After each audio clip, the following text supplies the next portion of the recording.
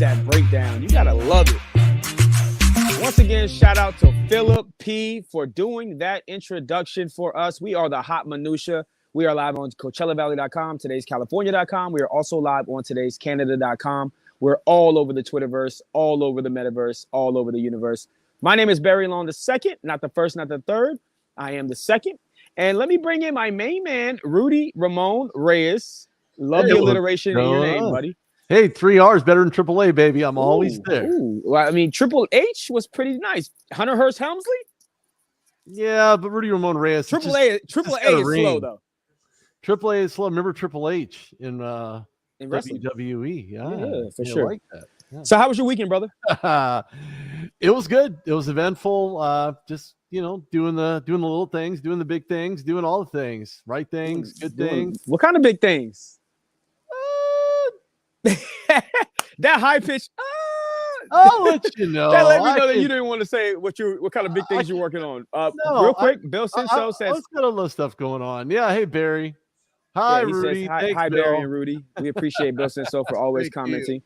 Yeah, man. I went out to Coachella, the Coachella Fest. Yeah, that's why I was going to ask you, what are you doing? How was your weekend? I got to meet a couple artists. I don't really want to say their names, but I got it was a fun, eventful time, man. I have to tell you real quick though, it was kind of like nerve-wracking to be out there and in a big event. Once you know about, once you remember what happened in Vegas, you remember what happened at other big places where there was a lot of people, and it just kind of felt like, and it's post-pandemic. It was my first concert post-pandemic, and it was like, it was kind of like, nerve-wracking to be around all those people. But for some fresh air. For sure. Things floating around there. Maria Lascuna says, hello, guys. And she says, nice sweater, Barry. Ooh, she liked my sweater. Okay. It's a hoodie. Little flamingo action. What about the hat? What about the Jay-Z hat? All right, we got a lot to talk about today, Rudy Ramon Reyes. We got to talk about, first of all, we found out that Dwayne Haskins, the 911 call was released from his wife. She was calling the 911, the emergency line, basically saying that he was walking on the side of the road. And that was what my first opinion was. Initially, I said, there's no reason why this guy would be jogging on the side of the freeway at 4 o'clock in the morning or whatever time it was, unless he's 5150 or he's going through domestic violence or his car ran out of gas. And sure as heck, we found out that his car ran out of gas. So we'll talk about that. We will also break down these NBA playoffs, because today we had 2 games that didn't go the way that I thought they would. I thought that Boston would at least lose 1 game to Brooklyn, and Brooklyn would come out, on top and at least get a gentleman's sweep. They got swept off the floor tonight. We'll talk about that. We'll also talk about the 76ers, who were up 3-0, and now they are up 3-2. And we know what Doc Rivers has done in the past as being the head coach, and he's lost 3 3-1 leads. Right. 3 separate 3-1 leads in the playoffs, and now he's headed for his 4th, and this is a 3-0 lead. So we'll talk about that as well. Without any further ado, let's just hop in right now to this Dwayne Haskins situation, because it's very sad. We know that he passed away on April 9th in the middle of the night on the side of the freeway, was hit by a dump truck. We also found out, based off the 911 call, that he was hit by a second vehicle. So just a traumatic experience for whoever hit him, and especially for the second vehicle, but even more traumatic for the family and for the wife, who got off the phone with him knowing that he was going to have to walk to get gas, and was, basically pleading for him, to be careful and to not do it. And ultimately we saw what happened, and it's a tragedy in every sense of the word. Dwayne Haskins didn't have the best reputation as far as, his leadership skills or his ability to perform at the NFL level. He was amazing in college, amazing at Ohio State. And some of the best video that we saw from Dwayne Haskins and the tribute videos was when he was a kid, and he must have been like 9 or 10 years old, and he visits Ohio State University, and he tells the coach, I'm going to be the quarterback at Ohio State one day. And he actually was, and he was a damn good quarterback. Now, despite his shortcomings in the NFL, it's a sad, tragic story. And I always had belief that Dwayne Haskins would finally figure it out and get it together. And then his life was just cut short. What are your thoughts on that, Rudy? There's a lot of things you can say about Dwayne Haskins. His performance on the field. You could talk about everything related to his life. And as short as it was, he made a very concerted impact. As a matter of fact, this Friday, I believe in Pittsburgh, they're going to have some type of memorial for Dwayne Haskins. I really feel for his wife, pleading with him, telling him not to do it, to stay inside the car. And what's really illogical about this is that when you're in a situation like that, the first thing you think of is, I need gas. Well, the second initiative is not to get on the freeway. It's not to get on westbound traffic. It's to not, it's expecting to go on the freeway and not get hit. That's very unlikely. It's one of the busiest highways and interstates in Florida. And then secondly, when you think about his ability to just call AAA, or some, I'm just saying, you have the too ability. Soon, Rudy, too soon. We just talked about AAA. I'm not saying he should have called roadside assistance at that time. There is somebody that he could have called. There's a local tow agency, somebody he could have easily just Googled on his phone to say, hey, I need gas. Can you help me make a call? Let them come out and do it. If they were to get clipped, that would be unfortunate as well. But the fact alone that he found himself needing to get out of the car, needing to get gas, is just really dumbfounding to me, to be quite honest with you.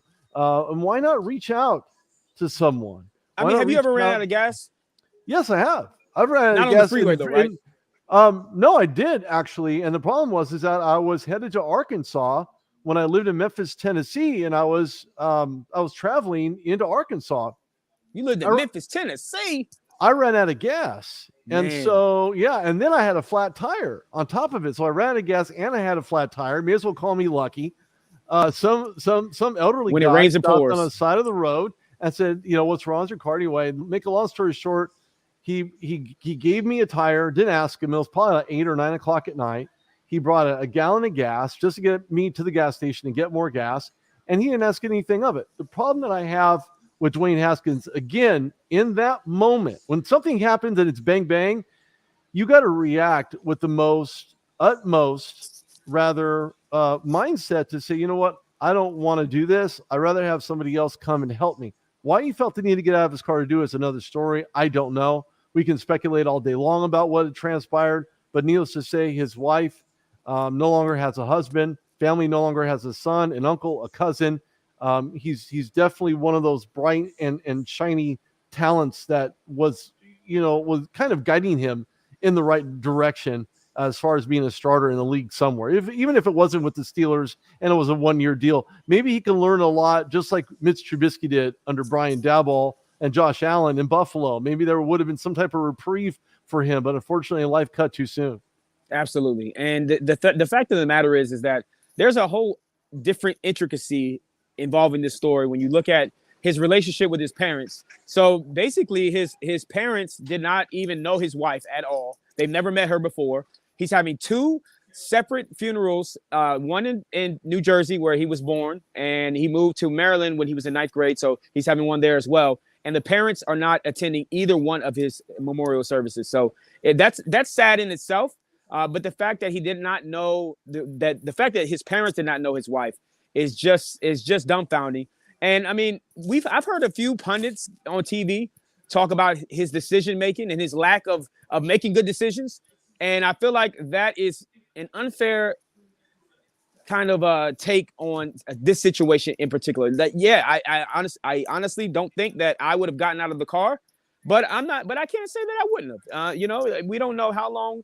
He might have called AAA and they might have said, hey, we're an hour and a half away.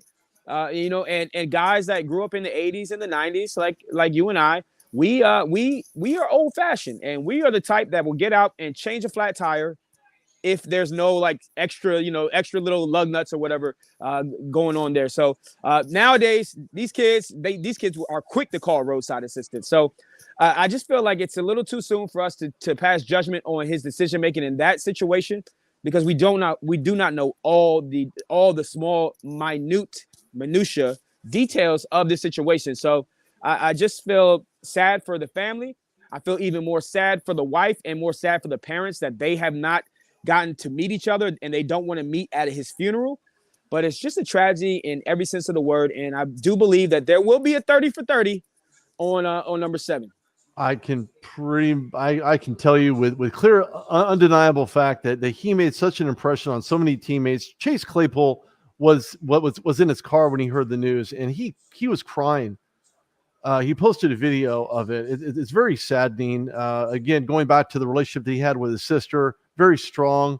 And look, I understand his parents may not want to attend because they don't know his wife. But at the same token, this is not for his wife necessarily. This is for their son, because he was their son before he was ever married to somebody else. He was their son before he went to Ohio State. He was their son before he was getting drafted. I mean, he was their son from the onset. So for them not to attend his game, I don't know about that. It speaks to a larger issue that they had going on with the family that he clearly was probably trying to fix, and he just didn't have enough time, and it's just so sad. But rest in peace, Dwayne Haskins. You will be missed. You'll be missed for a long time, and I'm sure that they will have documentaries and different little segments on Sports Center and all this other stuff about Dwayne Haskins. But now let's jump into this basketball. There's no easy way to do it. Now, we saw the Brooklyn Nets, and we're going to get into later on. We're going to get into our meme of the day, which is involving the Brooklyn Nets, and I love it. But the Brooklyn Nets have been swept by the Boston Celtics. They lost tonight, 116-112. And although Kevin Durant balled out a little bit tonight, he put up more points than he has in the other games in the series.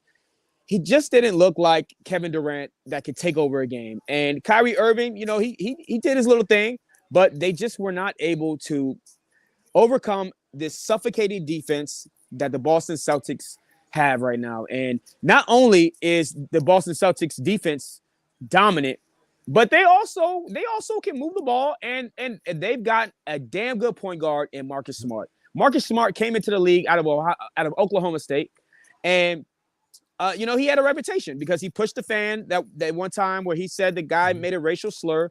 So he had like a bit of a reputation as being a hothead, right. But he was an excellent defender in college. He's become an even greater defender in the NBA, but he's knocking down open threes. He's assisting. He's dishing the rock. He literally has become the point guard of this team. And it's exciting to see the emergence of Marcus Smart. And it's also exciting to see just this Boston Celtics team who not a lot of people believed in earlier in the season. You did, however, but not a lot of people believed in them. And now they are looking like the all-out favorites to win the East. What say you, Rudy? I watched that game, and it was very exciting to me because when you look at how stymieing the Celtics defense was, this was a series that was onset based on different defensive stands, and they did that throughout the entire game. They smothered Durant. There were some times during the late in the game, and obviously they're a little gassed or a little tired. They'd given up some relatively easy shots, especially from 3-point land where Kevin Durant usually likes to live. There were a couple key shots that he did not make. One's at the free throw line late in the fourth quarter. When he got to the charity stripe, didn't convert on 2 of those. He made 1 out of 2. There were just so many things that were wrong with the Nets game. Clearly, Kyrie Irving in a post game, probably even a pregame, saying he's not going anywhere. He's going to stay there. Maybe if he has the opportunity to stay there, perhaps he'll think about getting vaccinated. So he's not playing only a quarter of the season, if that, at best, a quarter of the season, leaving this all on Kevin Durant's shoulders. And Kevin Durant should not be ashamed whatsoever of speaking his mind in regards to the buttery yet salty, the kind of butter you find in Ben Simmons that's sitting inside of a movie theater by himself eating a bucket full of butter. We're going to get to Ben Simmons here shortly. Don't I have a different acronym for BS. And it ain't Ben Simmons. I can tell you that right now.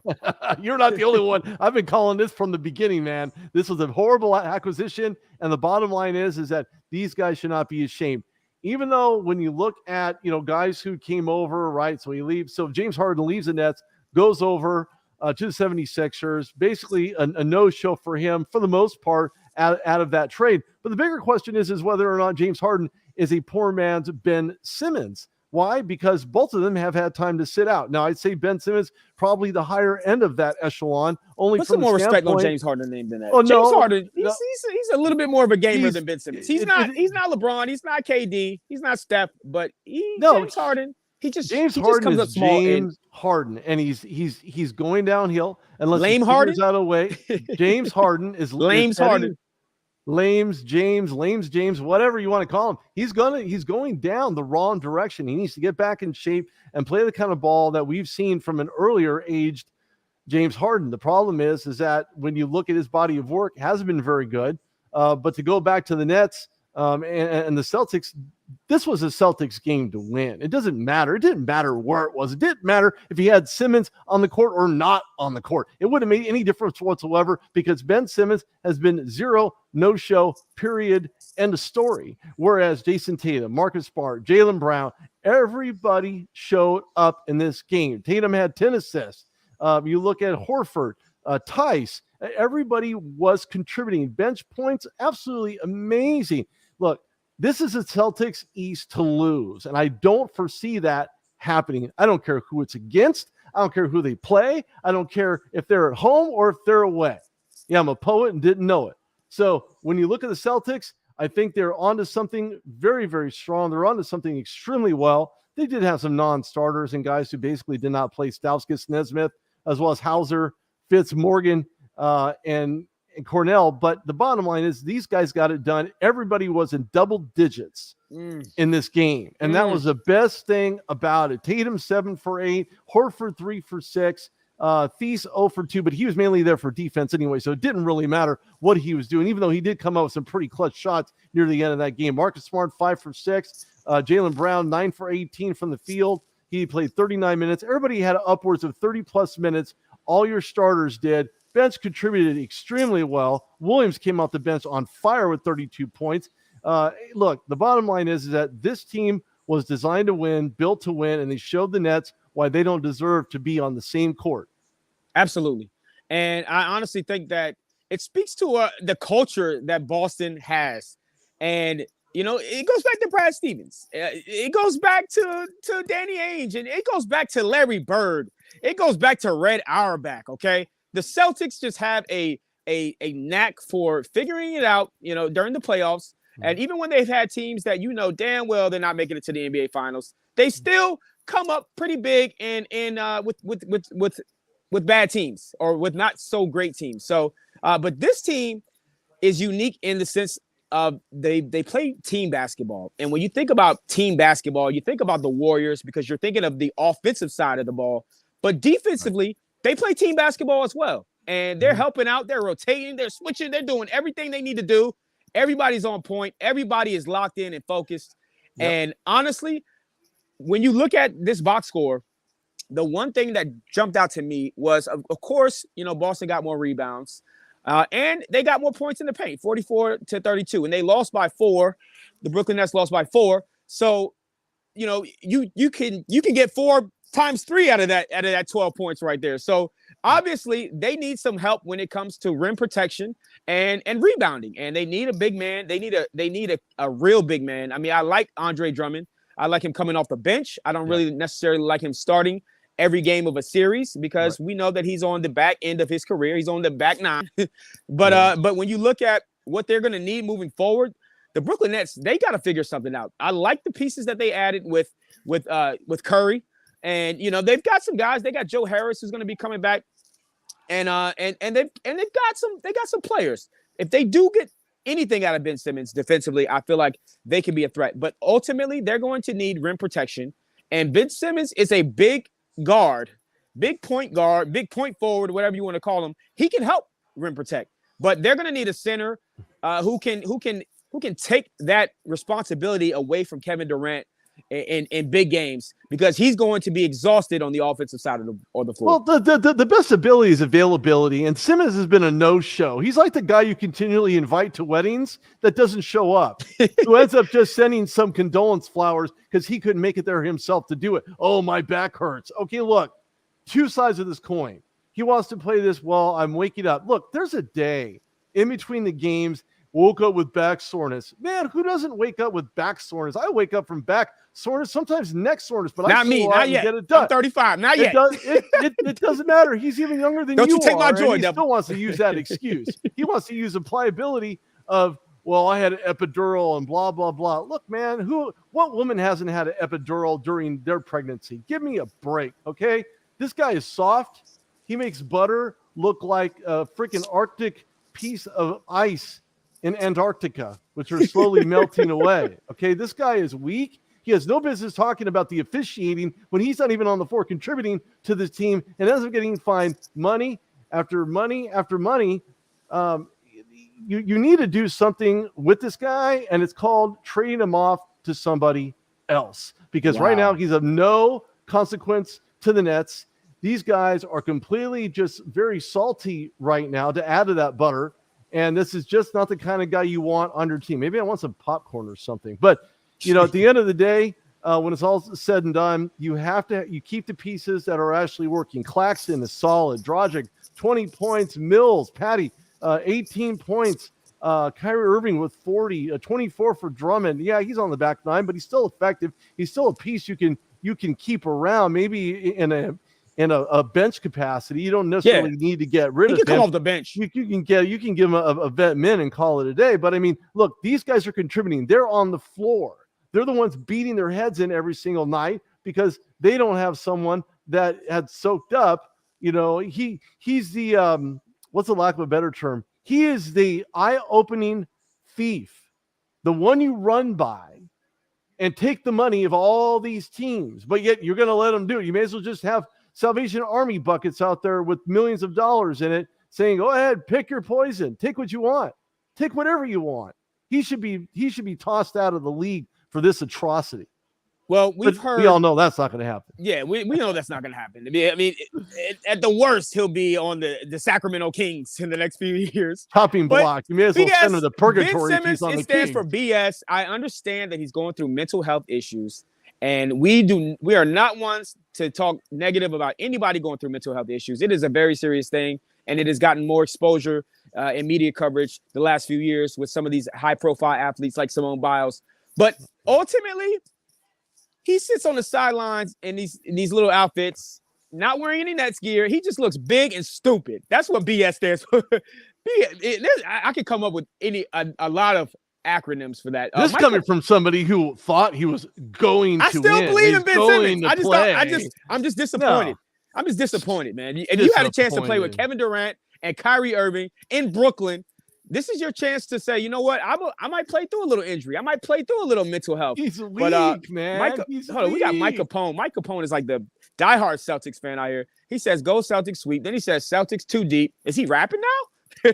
They are. Then he says, he bleeds green and Smart rules the world. Now, pump your brakes. Smart he rules the court defensively, but I wouldn't say the world. If he hoists up that championship trophy, then I believe that he rules the world. But at this point, the Celtics they're making progress. Let me ask you this, Rudy, real quick. We got 30 seconds apiece. What do you think the Celtics, how far can they go? Can they win it all? Yeah, they can win it all. They have the depth. They have the coaching. They have the capability of running the tables on other teams because they weren't really talked about. They're playing with a chip on their shoulders right now. I don't know if that was indicative or not during this series. And the Nets were ultimately swept with one fell swoop. They didn't even make it past the first round of the playoffs. So you can't tell me that the Celtics were not designed not only to beat the Nets. The Nets were just a byproduct. That's all they were. And when you look at alone, that you swept them off their feet and off the court and out of your, out of the contestants, showroom, you ultimately got yourself a zonk. And Nets got zonked. And that's exactly what happens. And it's going to happen to every team that faces them, again, on the road or at home. Yeah, and the Boston Celtics, they're really good defensively. And I like them, running the table. At least for the East, I think that they can beat Milwaukee. I think that they can beat the 76ers. And it's funny because at the beginning of the season, everybody predicted that the Brooklyn Nets would run the table because they had James Harden, Kyrie Irving, and Kevin Durant. Kyrie Irving kind of put a hiccup in their plans, threw a little monkey wrench in there by not getting his vaccine. Selfish. And And then ultimately James Harden moves on. I like that. Selfish. But yeah, Selfish. James Harden moves on, and now he's with the 76ers. And this is starting to look kind of nostalgic with Doc Rivers, because Doc Rivers has lost 3 separate 3-1 leads in the playoffs.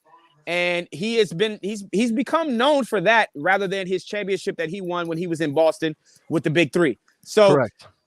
If they're down, I mean, they're up 3-2. They were up 3-0. The next game is going to be obviously in Toronto. I think that the way that they were not rotating on defense, the way they weren't helping out, the way that they were giving up turnovers and transition baskets, I'm not 100% ready to say that they have this series locked up. I think this series goes 7 games, and I'm not sure who I pick. I'll probably let you guys know when we get to that 7th game, but I think that we're ultimately going to a 7th game. What do you think, Rudy? Look, when you look at the Toronto Raptors, you cracking me up, man. I know they don't have any superstars. They have Pascal Siakam 44 minutes. He had 10 rebounds, 7 assists, Nick Nurse, 23 Nick points. Nurse preaches defense. Sort of like a lot of other coaches that have in the NBA. Absolutely. And he has a way to maximize what that defense looks like, the rotation and what that looks like. If you're going to put Pascal Siakam in the 5 spot, he can play the 4 as well. He's not – this guy is so – I mean, you can get rid of whoever you want. Okay, Nick Nurse knows how to make it work. He's already won a Larry O'Brien trophy, so he's not familiar with how to win. He won it with 2 departing guys who are now probably process of elimination. Anunoby, Birch, Barnes, Trent, Achua, Bocher. I mean, all these guys had just the run of the mill in this series against the Philadelphia 76ers. Yes, Joel Embiid has a thumb that's probably going southwest right about now, wondering, if they deserve to fly to Toronto southwest right now. Get their flight delayed. That's probably why they're not showing southwest. Up. Yeah, southwest, because we don't know if they showed up or not. Losing all these games within this series against Toronto has been just absolutely absurd to watch. Doc Rivers, who he's known for losing series leads. And unfortunately, this is going to be one for the record books. This could very well go to 7 games. I see Toronto possibly even winning. Let me ask you this, Rudy. If they lose this 3-0 lead to the Toronto Raptors, who are devoid of any superstars besides Siakam, and I wouldn't put him at superstar status. I would put him at all-star status. He's a star. Is Doc Rivers done? Did they fire Doc Rivers ultimately if they lose the series? Yes. Absolutely. Because it's Philadelphia, right? Because that is his MO, and Philly media is just like New York media, just like Boston media. They will. You're the sacrificial lamb. You are not known to get thrown out unless you get just beat up by the media outlets within those 3 respective cities. Now, for all intents and purposes, when you look at Doc Rivers, he won a chip. Okay, well, big deal. Win another one. He hasn't done it with the last 2 teams that he's been on. And the Philadelphia 76ers may not win this because of his MO. Yeah, and it's very disappointing. It's very disappointing, in my opinion, that Doc Rivers has this kind of reputation and this dark cloud hanging over him, because he's been a consistently good coach, throughout the regular season. He's had some hiccups during the playoffs, and when he was with the Clippers, to be fair to Doc Rivers, they had a lot of injuries going into the playoffs. They had Blake Griffin was out sometimes, Chris Paul was out sometimes, and Doc Rivers was often left looking like this on the sideline. Like, bro, I don't have anybody out here. And but now he's got his horses. And James Harden and Joel Embiid were looking so good going into this game 4, and they just haven't looked the same. And I would say that you could accredit some of that to the injury that Joel Embiid has suffered, his finger injury. But I don't know, man. I think it comes down to heart.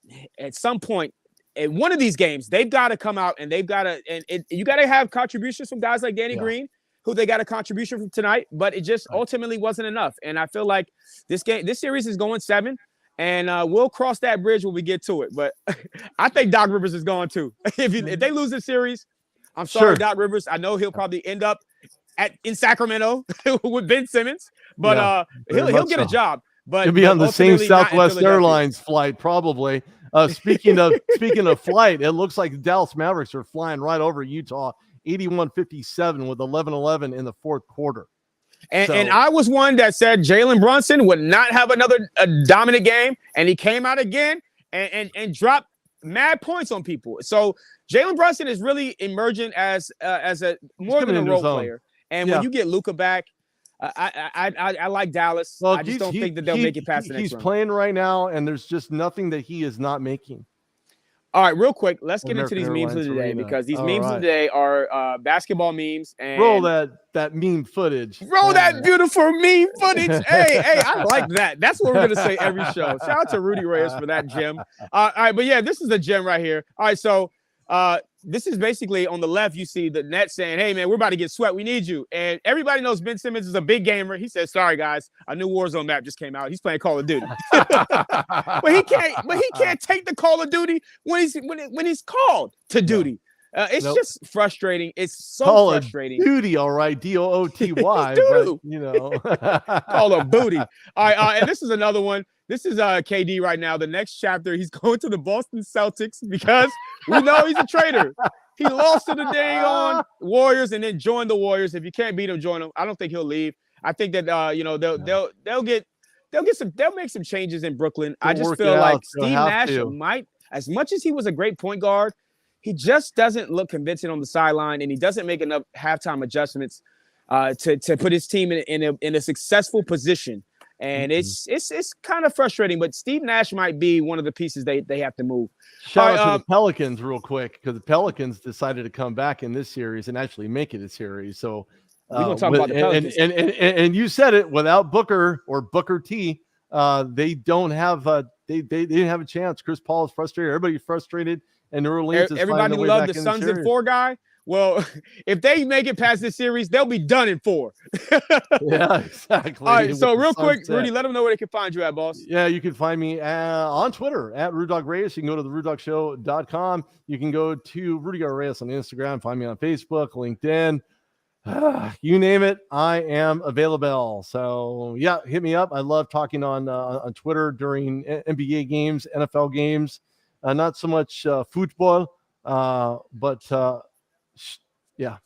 I'll talk hockey with him. I'll talk hockey. I'll talk a little bit of football, but mostly football americano. But y'all can find my name on Instagram and Facebook now, the same way it's written right here, Barry Long, space II, capital II for the second. And then you can also find me on Twitter. I'll get better at posting on Twitter. I know Rudy always gets on me about that. Sure you will. Craig always gets on me about that. Sure you will. But I'm on there as Radio Barry Long. So y'all, we will see y'all tomorrow. We will be back and we will discuss these Pelicans. We'll discuss whatever other NBA action that we have tomorrow. And y'all stay focused, stay motivated, stay inspired, and remember that you're capable of doing anything. So go out and freaking do it. Get her done. Get her done.